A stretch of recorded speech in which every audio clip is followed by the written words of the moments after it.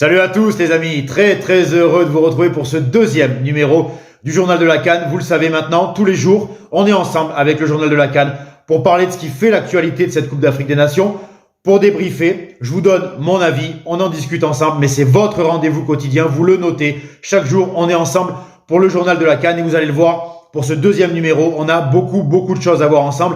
Mais avant les amis, je vous le rappelle, j'ai besoin de vous, donc on n'hésite pas à liker, à partager, à commenter, que ce soit sur YouTube, sur Facebook, sur Twitter. J'ai besoin de vous les amis. Beaucoup de choses à voir, je vous l'ai dit. On va commencer par le groupe B. Et ce qui ressemblait déjà à une finale dans ce groupe B entre le Sénégal et la Guinée, puisque les deux, on va dire les deux outsiders de ce groupe, les deux prétendants au huitième de finale, jouaient, s'affrontaient hier. Et ça a accouché d'un match alors plutôt moyen, puisqu'on a eu un match nul 0-0 avec peu d'occasions franches, puisqu'on a eu seulement 3 tirs cadrés dans la rencontre. Et c'est pour moi un match où les deux équipes ne se sont pas engagées à 100% parce que il y avait beaucoup à perdre en cas de défaite pour ces deux équipes. Et je pense que c'est un match nul qui arrange tout le monde. Donc le Sénégal et la Guinée qui se quittent sur un match nul. Je vous l'ai dit, 0-0. On aurait aimé, bien évidemment, qu'il y ait un peu plus de jeu, un peu plus d'occasions. Mais je crois très sincèrement que ni l'un ni l'autre n'ont voulu prendre de risques parce que le match nul, au final, arrange un peu ces deux équipes parce qu'on va le voir tout de suite avec le classement de ce groupe B. La Guinée et le Sénégal qui sont en tête avec 4 points, donc ils sont, entre guillemets, en ballottage favorable pour aller chercher les huitièmes de finale. Le Malawi suit juste derrière avec 3 points et le Zimbabwe est décroché avec 0 points. Mais voilà, rien n'est encore fait mathématiquement, bien sûr, dans ce groupe B, hein. Mais la Guinée et le Sénégal qui ont leur destin entre leurs mains puisqu'ils sont en tête de ce groupe B. Mais il y a quand même quelque chose sur lequel je voulais revenir avec vous dans ce match Sénégal-Guinée, les amis. Et je vais m'attarder un petit peu sur le Sénégal. On le sait, le Sénégal qui avait un premier match extrêmement compliqué, qui s'était décanté en fin de rencontre avec un penalty. Et le Sénégal qui, pour moi, a encore montré qu'il y avait beaucoup de carences dans son jeu, notamment dans son jeu offensif et dans sa capacité à se créer des occasions. Et pour moi, dans ce match, il y a un duo qui symbolise ça. C'est le duo Sadio Mané qui était en soutien de Dia, qui était à la pointe de l'attaque. Et les deux, honnêtement, ça n'a vraiment pas fonctionné. Ça n'a pas beaucoup marché. On va regarder ensemble. Juste, je vous ai gardé quelques stats pour que vous compreniez bien pourquoi je suis inquiet pour cette équipe du Sénégal. J'ai pris le cas de Sadio Mané, puisque Sadio Mané, c'est la grande star de cette équipe, le joueur de Liverpool. C'est le joueur qui doit permettre au Sénégal de passer un cap. C'est le joueur qui doit permettre au Sénégal de se créer des occasions, de marquer des buts. Et je vous l'ai dit, pour moi, le Sénégal, offensivement, c'est encore très compliqué. Je vous ai pris quelques stats. Regardez, Sadio Mané, la grande star de cette équipe du Sénégal, c'est seulement 58% de passes réussies. Ça fait quasiment une passe sur deux qui a été ratée par Sadio Mané.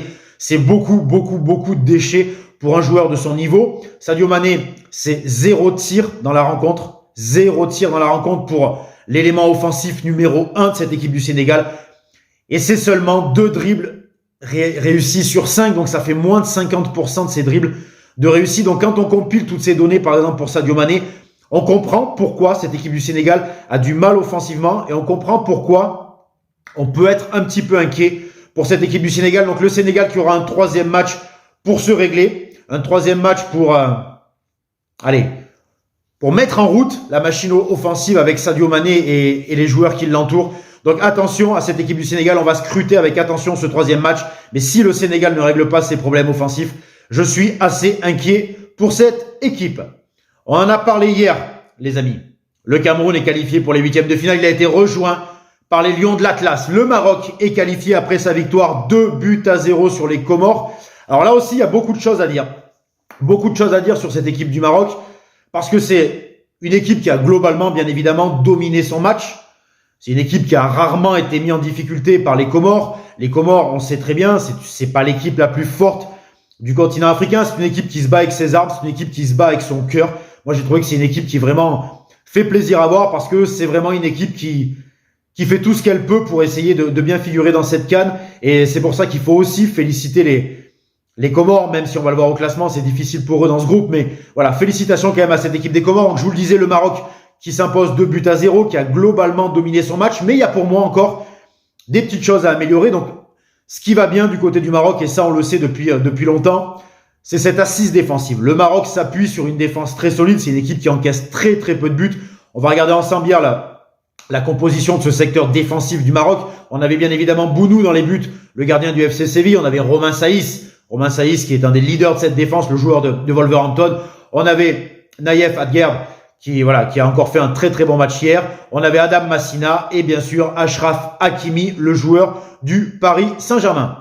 Avant de revenir sur Achraf Hakimi, je vais vous expliquer pourquoi ce Maroc aurait pu faire mieux malgré la victoire. Donc je vous l'ai dit, secteur défensif qui n'a encore pas encaissé de but, ça c'est la grande satisfaction côté marocain. Là où je suis un peu plus déçu, même s'il y a eu du mieux, c'est dans le jeu marocain. Parce qu'on s'en rappelle, lors du premier match et de la victoire 1-0 face au Ghana, on avait un Maroc qui avait eu beaucoup de mal à construire, qui avait jeté souvent des longs ballons venus de la défense. Ça avait été des très longs ballons vers l'avant, ça n'a pas été très construit. Là, il y a eu quand même du mieux face aux Comores. Et on se rend compte quand même que quand cette équipe du Maroc joue simplement, joue vite avec ses qualités techniques, parce qu'il y a d'excellents joueurs dans cette équipe du Maroc, qu'elle joue au sol, qu'elle arrête d'envoyer des longs ballons, ben c'est une équipe qui est capable de produire du très beau jeu. Donc on l'a vu par séquence face aux Comores. Pour moi, j'aimerais encore le voir un peu plus parce qu'on a encore eu quand même à un moment donné des phases de jeu qui auraient mérité qu'on prenne un peu plus de temps côté marocain, qu'on joue un peu plus simple. Mais le Maroc qui est sur la bonne voie à ce niveau-là. Là où je suis moins satisfait de cette équipe du Maroc, c'est que face à cette équipe des Comores, le Maroc a ouvert rapidement le jeu au quart d'heure de jeu. Au bout de 15-16 minutes, le Maroc menait déjà 1-0. Et cette équipe du Maroc a été incapable de tuer le match. Et c'est en ça où le Maroc va devoir aussi s'améliorer parce que là, en face, il n'y avait que les Comores qui n'a pas créé beaucoup de danger face à cette équipe. Mais face à un adversaire d'un autre niveau, il faudra faire attention. Le Maroc doit apprendre à devenir chirurgical, à devenir froid, à devenir des tueurs devant le but. Le Maroc doit apprendre à tuer les matchs. Le Maroc n'a marqué son deuxième but qu'en toute fin de rencontre. Alors, il faut aussi nuancer ça parce que, en face, dans cette équipe des Comores, on a eu un très très grand Ben Bonia, qui est le gardien de cette équipe des Comores, qui a été élu homme du match. Un gardien qui joue en National 3 du côté de l'US Andoum, pas loin de Marseille. Donc voilà, un amateur, c'est même pas un joueur professionnel. Et hier, il a fait un match exceptionnel, très sincèrement.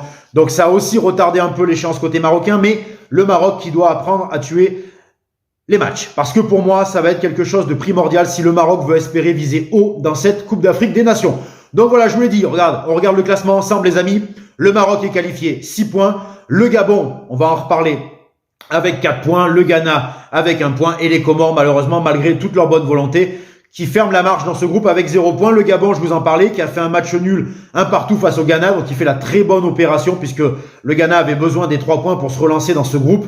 C'est le Gabon qui fait la bonne opération puisqu'il conforte solidement sa deuxième place. Donc le Maroc est qualifié, le Gabon est en ballottage favorable. Attention, le Ghana a encore des chances de se qualifier, mais le Gabon a son destin entre ses mains. Je vous le dis, le Gabon qui a fait donc ce match nul face au Ghana, un match qui a été très tendu, sans Aubameyang, puisque je vous avais annoncé hier qu'il n'était plus positif au Covid.